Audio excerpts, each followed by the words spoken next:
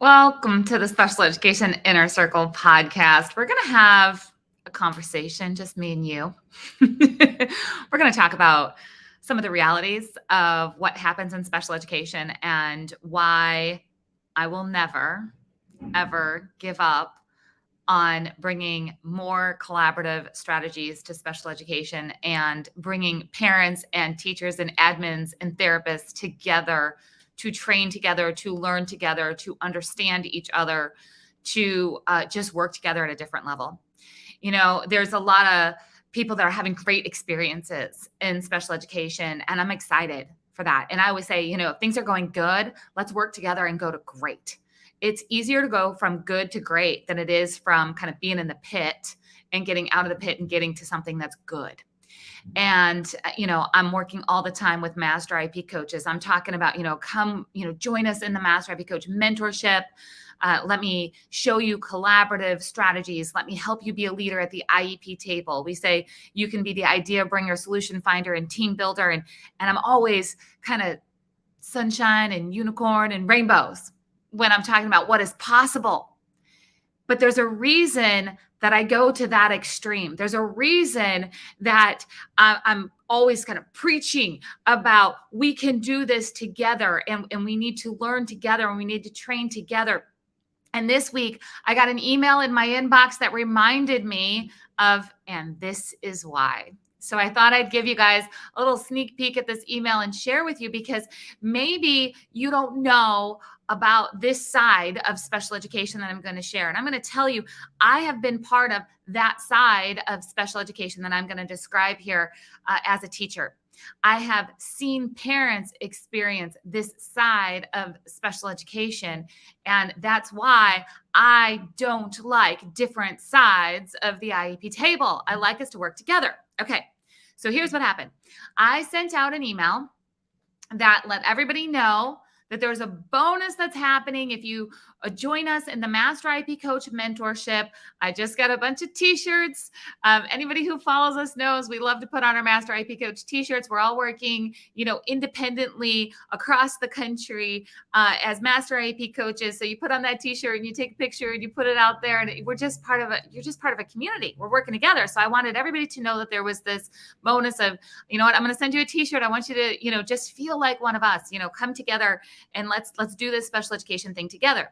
In response to that email, I received an email, and there were some typos in here, so I'm going to kind of glance over those and make sure that I don't give out any information that would, total respect for privacy here for this person. But she said, as a mother who found out everything on my own before I went to our IEP and 504 meetings, I don't need to join you. So I can just have you tell me that I already know what I'm talking about. The fact that numerous principals and assistant principals quit because of me, and a special education teacher retired early because I was questioning why he wasn't following the IEP, I think I could teach you a thing or two. I sat on that one for a couple of days. I won't respond. I am sharing that because I get emails like that, not very often but often enough that it's disappointing, right? It's disappointing to know that something happened in the school system that put this mom on a path where she is feeling like she won the situation because staff quit their job. And none of that is a win. Whatever happened to this mom, which I completely acknowledge, something had to happen. She didn't wake up one day and say, you know what, I think I'm going to go, hope that some teachers get fired or retire early or leave. I hope nobody wakes up and just says, hey, I hope that this happens, or I'm on a mission. I'm just going to make this happen for no reason. Nobody does that. Okay. But something happened where she got on fire and needed some extreme change. And she went for this extreme change.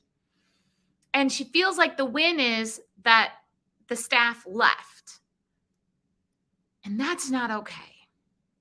It is not okay.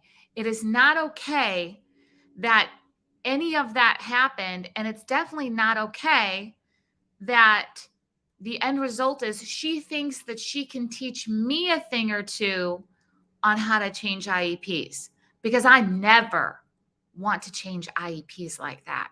And I can have empathy for whatever happened. And I don't even know what happened. You know as much as I know right now, okay, in that situation.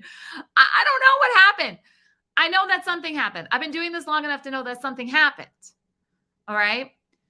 But I want you to know, if you're that parent who has been on fire like this, you are not alone. And it is possible to turn around. And it's like, I'm going to come on over here. Let me help you.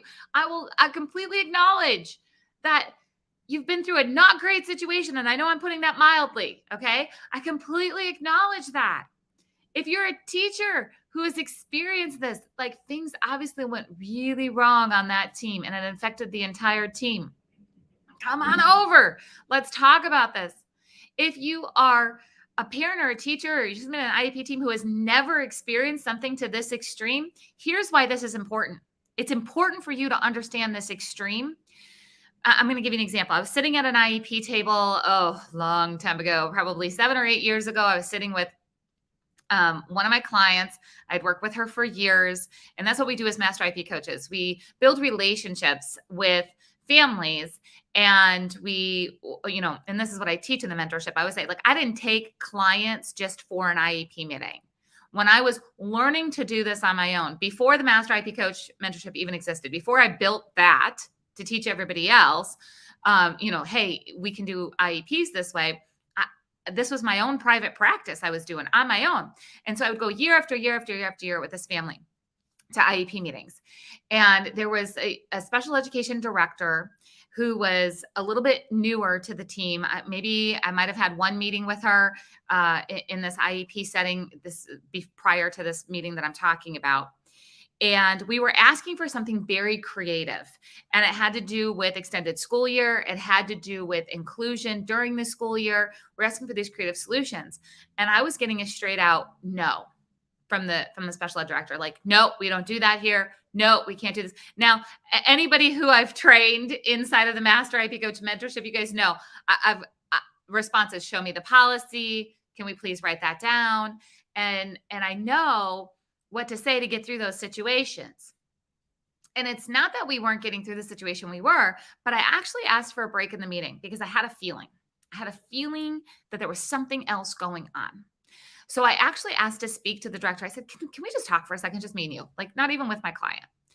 And my client trusted me to do this. And she says, yeah, fine. Like the admin, quite honestly, she still had her defenses up, like, yeah, okay.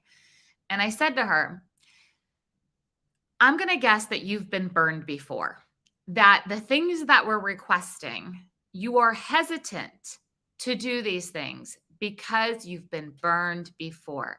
I can see that you want to say yes, but you're saying no because you're unsure. And her face completely changed. And she was like, yeah, actually, I don't know how you knew that, but I've been burned in situations like this before. So I feel like we need to do this, this, this, this. And she kind of laid out the process that she was thinking about in order to get to what you're asking for.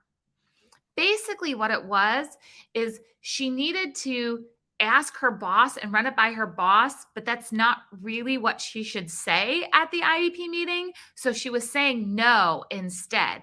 And she's like, I kind of just want to get clarification because I know that we can do it and we got to get this a bit. And we had this really open conversation where it was almost like she was saying, just give me a second because I just want to make sure I don't get burned again. But like, I'm 99% sure, like, we're good to go on this. And because we had this conversation, because I was able to say, listen, I can see something that's happening here, we were able to get to an agreement in a way that I told my client, I said, listen, talk to the director. She's got kind of like a paperwork shuffle. She's got some red tape. She's got some people that she wants to talk to. typically, and my client knows my strategies, right? Of just collaboration. I said, typically we wouldn't end here at this note, but I'm going to highly recommend that we end right here. We're going to pick it back up after we get some, she can get some things lined up behind the scenes. And we ended up having the best IEP resolution for all of the things that were kind of a struggle that we needed some creative solutions for. The paperwork was done beautifully. We built trust on the team because, was that the exact right legal way, that we could have, should have, would have, I don't know, done things? No, but it's human. It was the human relationship way to say, listen, something's not right here. How do we get through this? We've got a law that we need to follow. We've got an education that's not working. We've got creative strategies that need to happen. And I could tell that this person wanted to help, but she felt like she couldn't. And that's a huge sign that she had been burned in the past. And that's exactly what this situation, when I think about, this mom who emailed me and she's, not going to come into our master IEP coach program. She doesn't want me to teach her how to do things collaboratively. That's okay. That's okay. That's that's all right. Right. Like, I'm not going to try to convince her. Like, I promise you, I can help make things better in that way. She's got to go through her thing, and that's okay. But I want you to have some understanding. If you've never experienced this before, you are sitting at IEP tables. So teachers, you are sitting with parents who have been burned before, most likely in some way. Okay. And parents, you are sitting with teachers and admins who have been burned before, who have experienced the situation of people leaving their jobs, who've experienced, just complete disruption to what could have been happening and it wasn't happening. So now it exploded into a huge situation, into something different. I want you, before you start to address whatever that next conflict is, whatever that next concern is, if you're getting a no, there's a lot of strategies that I could teach you. But I'm not going to be at every IEP meeting with you. And I want to encourage you to kind of look at it from another set of eyes. I want you to kind of step away for a second. And I want you to think, is this stuck? Is this conversation stuck? Because perhaps somebody needs to know that we can build trust on this IEP team and we can do this together. And it doesn't need to be a complete shutdown of this conversation. You might need to acknowledge part of the scariness of working together, especially after there's been hurt. On that note, I hope that you guys are in this space where you're ready to collaborate, where you're ready to come together with like-minded parents, teachers, admins, and therapists, some who have been burned really, really bad, but they're ready to do things differently. You're ready to build a foundation that is completely different than what you've ever built before when it comes to writing an IEP that works in the real world, that you want strategies that are proven, not the cross your fingers, hope this works out kind of strategies, but real strategies that work, and to help give you that leadership skill that you need to get through some of these ugly situations that, quite honestly, there's not a direct manual for them. You have to understand how to adjust and adapt as a leader at the IEP table. And yes, every one of you listening right here are a leader at the IEP table. You have the ability to be a leader at the IEP table because you have a specific role that you need to fulfill. And that makes you a leader in that role. You can find all the options for joining us in our Master IEP Coach community, in the mentorship, at the conferences. We've got some really exciting ones coming up. Just head over to masteriepcoach.com. And remember, if you had one of those aha moments during this and you're just like, yeah, you know what? I bet you this is what's happened. Or, oh my goodness, yes, that I was burned and I'm ready to change this. If you got any of those moments of like this, I need to share this with my fellow teacher, with fellow parents, please go ahead and share. Leave a 5-star review. Leave a comment. Every time you share, you comment, you leave a review, it helps more teachers and parents work together on building better IEPs. I'll see you guys next time.